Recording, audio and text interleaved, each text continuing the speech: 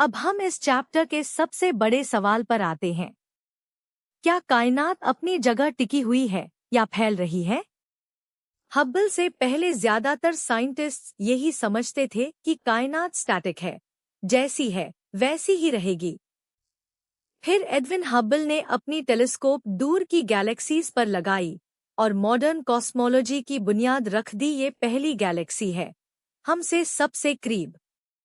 इसकी रफ्तार नापिए, ये हमसे दूर जा रही है, लेकिन आहिस्ता। ये दूसरी गैलेक्सी उससे आगे है, इसका एरो पहले से लंबा निकला। तीसरी और भी दूर, और इसकी रफ्तार और भी ज्यादा। और ये चौथी, सबसे दूर वाली, सबसे तेज भाग रही है। अब चारों को एक साथ देखिए। जो गैलेक्सी जितनी दूर है, उसका एरो उतना ही लंबा है। यही वो पैटर्न है जो हब्बल को मिला। हब्बल्स लॉ यही कहता है, किसी गैलेक्सी की रिसेशन वेलोसिटी उसके ज़मीन से फासले के डायरेक्टली प्रोपोर्शनल होती है, यानी वी प्रोपोर्शनल टू डी।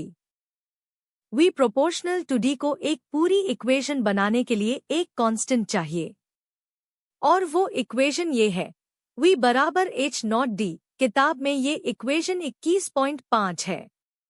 यहाँ वी रिसेशन वेलोसिटी है, यानी वो रफ्तार जिससे गैलेक्सी हमसे दूर जा रही है। डी उस गैलेक्सी का ज़मीन से फासला है, और h नॉट को हब्बल्स कांस्टेंट कहते हैं। इसकी वैल्यू 2.3 इंटू 10 की पावर -18 पर सेकंड है। एक मिसाल से देखिए। फाराजा कीजिए, एक गैलेक्सी 1 इंटू 10 की 24 पावर मीटर के फासले पर है। वी बराबर h not into D 2.3 into 10 की -18 जब 1 इंटू 10 की 24। जवाब आया 2.3 इंटू 10 की 6 पावर मीटर पर सेकंड, यानी तकरीबन 2300 किलोमीटर हर सेकंड। अब इसी गैलेक्सी को दुगने फासले पर रख दीजिए।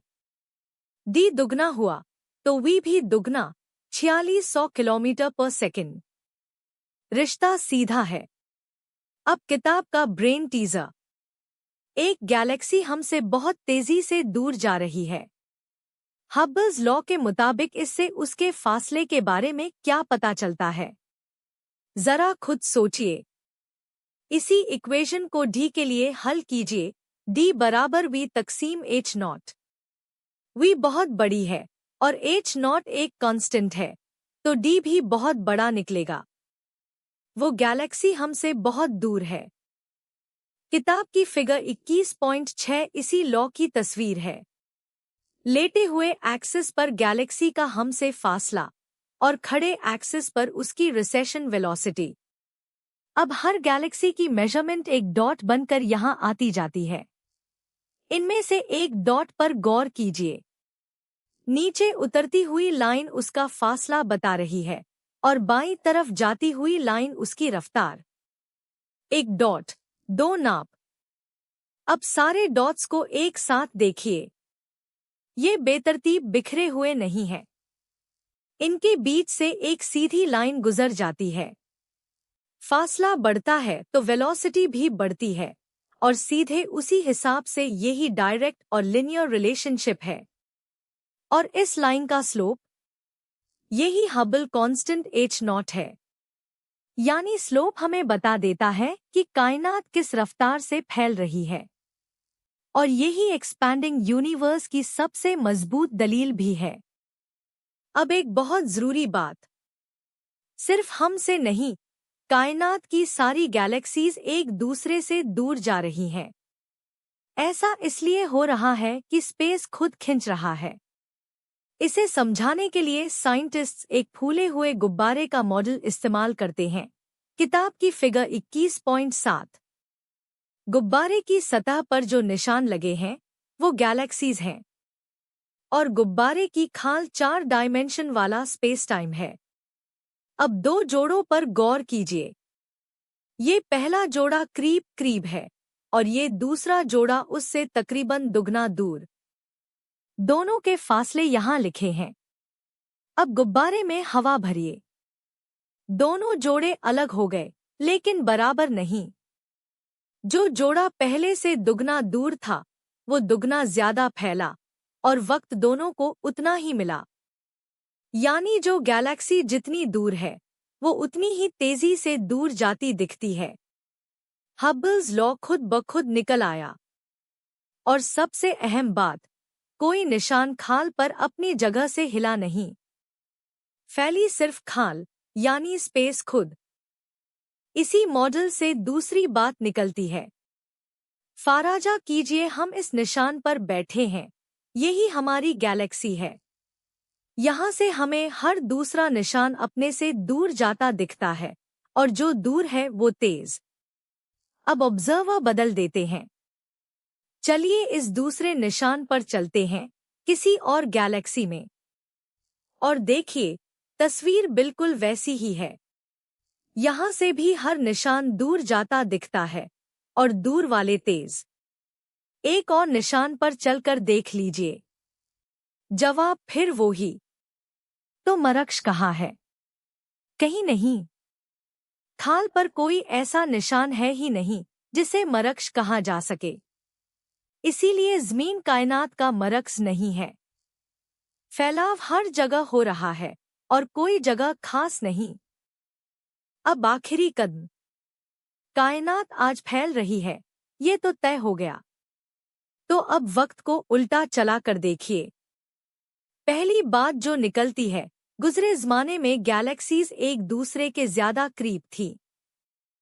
और दूसरी बात, और पीछे जाइए तो सारा मादा एक बेहद छोटी, बेहद डेंस और बेहद गर्म हालत में सिमट जाता है। इसी हालत को इनिशियल सिंगुलैरिटी कहते हैं। और इसी ख्याल पर बिग बैंग थ्योरी खड़ी है। कायनात की शुरुआत आज से तकरीबन 13.8 बिलियन साल पहले इसी सिंगुलैरिटी से हुई और तब से वो फैलती ही जा रही है।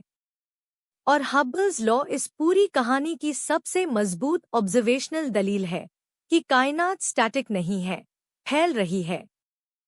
किताब की आखिरी फिगर 21.8 इसी सफर का नक्शा है। नीचे से ऊपर वक्त चल रहा है और कोण की चौड़ाई बता रही है कि उस वक्त कायनात कितनी फैल चुकी थी। सबसे नीचे बिग बैंग, वक्त 0। इसके 380 मिलियन साल बाद रिकॉम्बिनेशन एरा। फिर कायनात में पहला स्टार बनता है और चमकने लगता है। 1 बिलियन साल पर अर्ली गैलेक्सीज बन चुकी हैं। और सबसे ऊपर आज की मॉडर्न गैलेक्सीज बिग बैंग के 13.8 बिलियन साल बाद। और गौर कीजिए, ऊपर आकर कोण और तेजी से चौड़ा हो रहा है। यही एक्सेलरेशन है जो फिगर में लिखी है।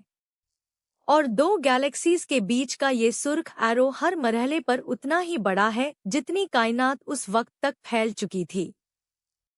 एक बार दोहरा लीजिए। हब्बल्स लॉ, किसी गैलेक्सी की रिसेशन वेलोसिटी उसके ज़मीन से फासले के डायरेक्टली प्रोपोर्शनल होती है। इक्वेशन 21.5 v बराबर h0d और h0 की वैल्यू 2.3 इंटू 10 की -18 पर सेकंड है। फिगर 21.6 में वेलोसिटी और डिस्टेंस की सीधी लाइन बनती है और उसका स्लोप यही h0 है।